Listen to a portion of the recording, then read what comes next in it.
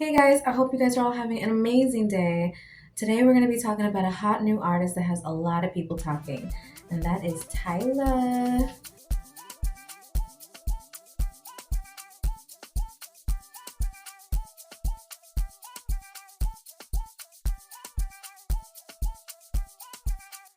So she is a Grammy winning artist.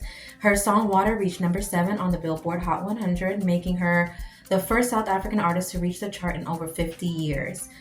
Her water dance challenge has generated over 10 million views on TikTok, and these days the girl seems like she's trending online every other day.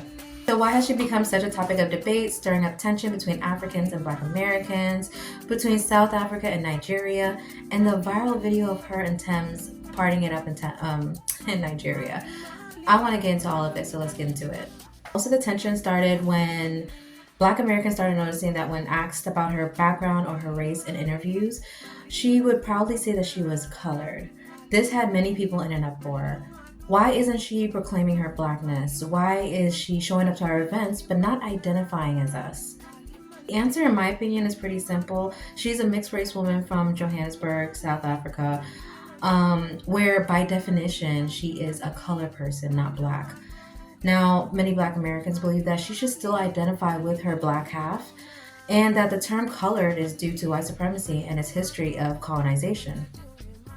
Though true, you can literally say the same for Black Americans referring to themselves as black. The ancestors did not come over in those slave ships referring to themselves as a color. That was a labeling forced upon them once they came here, and it just stuck. It is what it is. The other critique is one that tickles me because I'm just like, what the heck? What the heck? The other complaint is people saying that she doesn't appear humble. She seems like an uppity African. An uppity African. Quote, uppity African. And as a response, she's captioned herself that on social media, owning it, which I love. I think that is hysterical. Where's the uppity Africans? I love it so much that I actually designed some uppity African gear. So I'm going to leave the link down below if you guys are interested too, just so you can rock your uppity African, swag. But yeah, get it for yourself, your sis, your woman, and be proud of your inner diva. That one's one that I really don't understand because when have we ever disliked the bouginess of an R&B singer, pop singer? We love that they're so theatrical, that they're dramatic, they're divas. Beyonce is a proclaimed diva, and everybody loves her for it. She literally tells other women, bow down, these.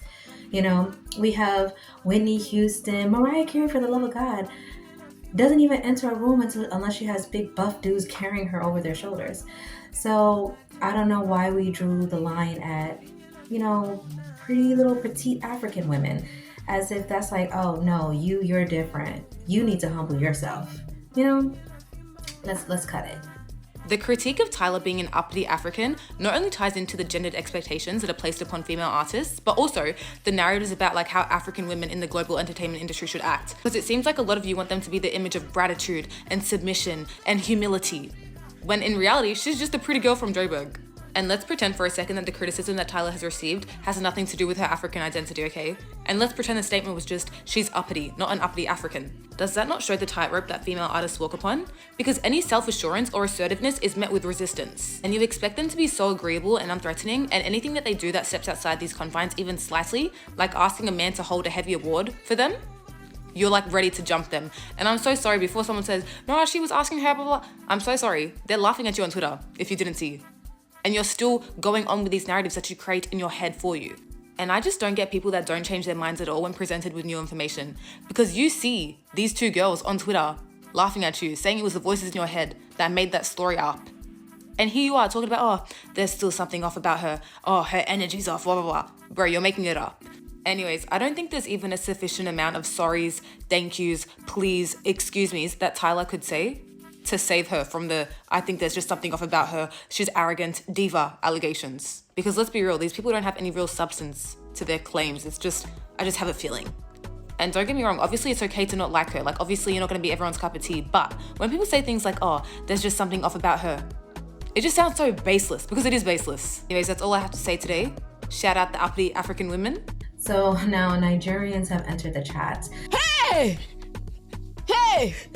Hey! Hey! Hey! Hey! And they have expressed understandable frustration because Tyla has won several Afrobeat awards, and some Nigerians have felt slighted because Tyla isn't an Afrobeat artist. She is I'm gonna butcher this. She is a Amapiano artist, which is a genre that stems from South Africa, and that's where her music is rooted in. Okay, so many Nigerians believe that those awards and recognitions should have went to actual Afrobeat artists like Davido, Tems, etc., who have also had huge success and popular songs in 2023 and 2024. The problem with this is she isn't the source of the problem. That would be something that you would take up with the award shows, the people that direct those things. There's possibly hundreds, if not thousands, of different genres and subgenres in Africa. I'm serious. Instead of recognizing them all, these award shows just categorize them all as Afrobeat.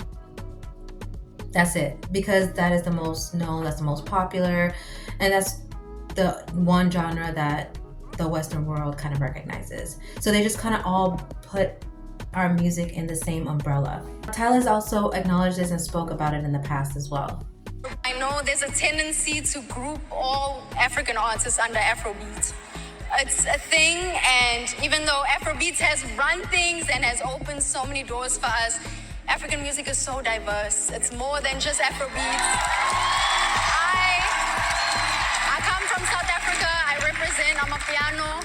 I represent my culture, and I just want to shout out all the Afrobeat artists in this category with me. Shout out Tems, Ira Star, shout out Loj, shout out Rema, Whiskey, Burna Boy, all of us. And yeah, love you guys. So the last thing that I want to talk about is what appears to be bullying and harassment online. Like I said, this girl seems to be trending every other day, and many times it's to call her a plant, body shame her, or to compare her to other African artists that people would prefer. The two she gets compared to the most is the Nigerian artist Tems.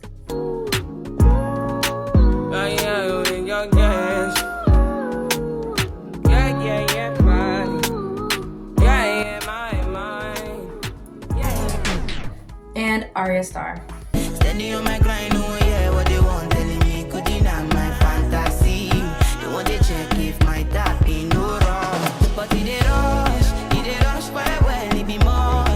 Sorry. They seem to actually all be cool. Like, they literally seem like they're all buddies. They were just hanging out recently in Nigeria, and from them hanging out, them partying it up, there's a clip that went viral of Tems and Tyla dancing, right? And many were mocking Tyla, basically saying like, move your skinny behind out the way. We're trying to see Tems, wiggle and jiggle. I mean, she is kind of juicy, you know what I'm saying? But mocking Tyla at the same time. We're not going to act like Tyla isn't also a beautiful girl with a beautiful body. Like, we're not going to do this. And it's sad because that's literally body shaming. If this girl, Tyla, you guys are mocking her because she has a small frame. If she was to go out and get a BBL, people would be mocking her for being plastic. If she was to get so depressed that she started eating and gaining weight, you guys would be mocking her for getting fat. I have 5 sisters and a gang of female cousins. I can't even give you a number, I don't even know. And I love them all. I think they're the most beautiful women in the world. I'm not even kidding. I'm not saying that's a sister thing. They're just beautiful. And we all come in different shapes and sizes, right? I might have a sister that has more of a Tyla shape, very petite. And then there's me. And then there's sisters or cousins that I might have that's like somewhere in the middle. I have a rather large bum, okay? A derriere butt.